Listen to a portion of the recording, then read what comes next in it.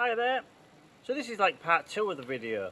Last week we were tilling the soil and getting ready for planting what I'm planting today. So that's a week later. And I showed you my peas and I said that there would be about 2 weeks growth on the peas, so they're now 3 weeks growth. I've re-sowed the snow peas a week ago, what hadn't germinated. But this is my main subject today, is my sweet corn. I'm going to thin them out and space them out, because yes, they will grow like this, but it'd be better if they come from, say, here to here. So that's what I'm going to do today. I'm going to use the power planter, and I'm simply going to move a bit of the soil, and then I'm going to dig out the sweet corn without damaging the root, and I'm just going to plonk it in there. And that's the first one. I'm going to space them out like that, and I'm going to do the same again, about 300 ml apart. Dig down deep and then put it out. I'm going to carry on all the way to about here, as I say, and that'll help them grow better and have a bit more space to grow into. So that's the first bit of the video, and I'm not going to show the whole thing of planting sweet corn, but it's just the idea of using something to move the soil and then dig down deep, taking the plant, and then you're not disturbing it, and then push it back in, and that would be okay. Again, I'm going to put a little bit of wood chip on here, so when I'm watering, it just doesn't run off the ground. Spacing the sweet corn out at 300 by 300. I'm going to lightly water them in, and I'm just making sure that all the sweet corn are standing up. You know, they're not on an angle. And it's as simple as like that one there, just to stand it up, press the soil down, firm it up around it, and that's it done. And then you just check in. I can see a weed there, so I'll pull that out. The couch grass, and that's it finished. So while there's very little weeds there is a lot of weeds in my vegetable patch where I planted my peas and my carrots and my beetroot. So later on this afternoon, when it cools down a bit, I've got to get in and I'm going to pull the big weeds out. I don't want them taking any of the goodness out of the soil. I want all the goodness to go with my carrots, but I don't want to obviously pull out my young seedlings.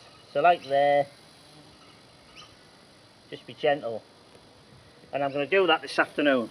So maybe not going to do a 20-minute video on weeding carrots. So next part is actually, I've changed my mind. I'm going to do a row of carrots near the fence line, and then I'm going to do my broad beans.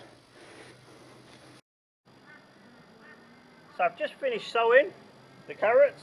Again, I'm going to, as soon as I finish this, I'm going to write it in my diary. Carrots, close to the fence, first row, and the date that I sowed them. I've got half the packet left, so I've got hopefully 1,000 carrots. And I'm going to lightly water them in. You can see the sweet corn, these have been transferred about half an hour, and they're starting to show like transplanting shock, but again, not to worry, they'll bounce back. Just got to give it a bit of time. I don't want to damage them with my hose pipe.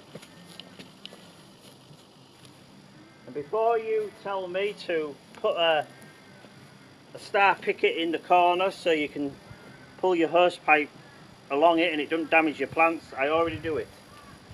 Just have to put it in.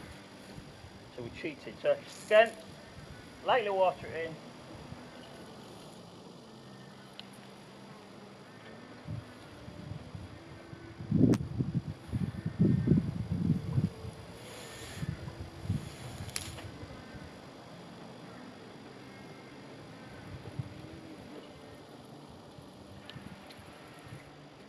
That's enough water, and then take the string out, and then we're on to our raw beans. So I thought I'd just show you what I meant about the star picket post, about the hose pipe. Now if you can see the hose pipe, when I pulled it, I've gone straight across my sugar pea plant and I've flattened it. So if you put a picket star post or a wooden post, just tap it in the ground lightly. Again, you're not hammering it right down, you are going to take it out in say 3 months time. When you do a star picket, try and put something on top so you don't rip your shirt or your t-shirt every time you go past it. And then just loop your hose pipe, so when you're pulling the hose pipe, you're not dragging it across your plants, and you can just pull it. Plant the broad beans now. I've soaked them for a couple of hours.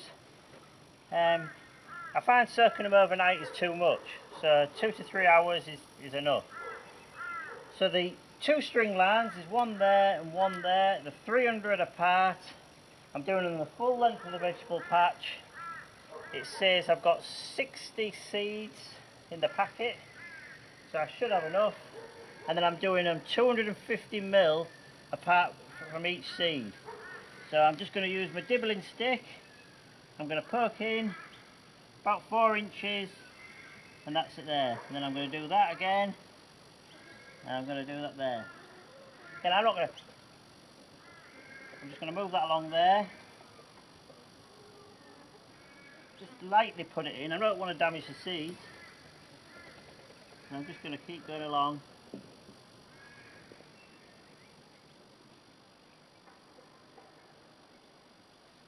That's it. I'm going to do that, and then I'll show you just how I'm going to water them in, and then just cover the soil over, and then that's them finished.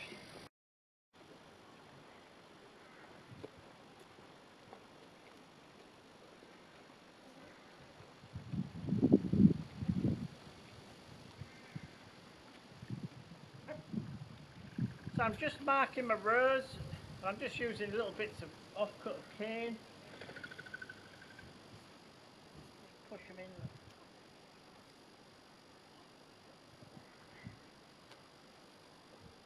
So if we mark our rows, there's another tip. When you're watering, you know roughly where your seeds were planted. If you just mark your rows. So that's them done. And again, because we've used all the seeds, we had 57 seeds that have gone in the ground, and then 3 were no good. And it said 60 seeds in the packet, so they were spot on there.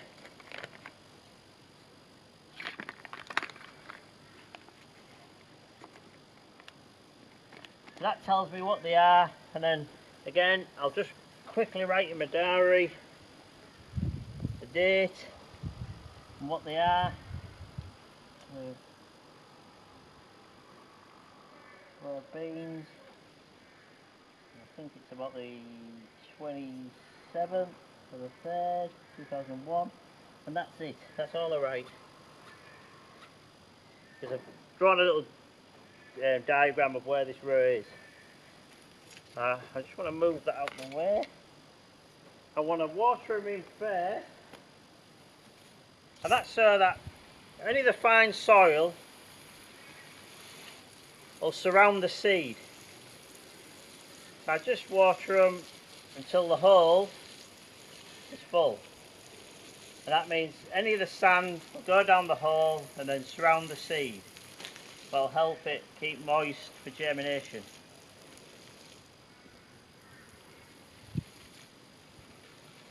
So this soil, I have used blood and bone on it.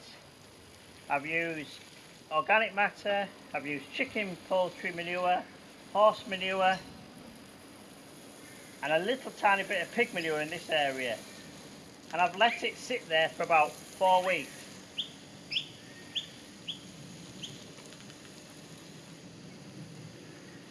And like I said before, we had a lot of heavy rain. We had 300ml, but even 300ml of rain, this water is running off because we're at a 15-degree slope. And that is why my YouTube channel is called 15 Degrees. So if you like the videos, please press the like button. If you haven't subscribed, please subscribe. I would love to see the subscribe numbers go up in the next couple of months. I really would appreciate it. Even if you can share the video to somebody who likes growing vegetables in southeast Queensland and in England or anywhere in the world, it doesn't matter. You can just fit the season. So we're in the winter season now, but in England it would be spring. It would be early part of spring. Broad beans, cabbages, carrots are all sown in the springtime in the UK, in Yorkshire. So thanks for watching, and I'll see you on the next video. You know, some tiny bed, and here I'm in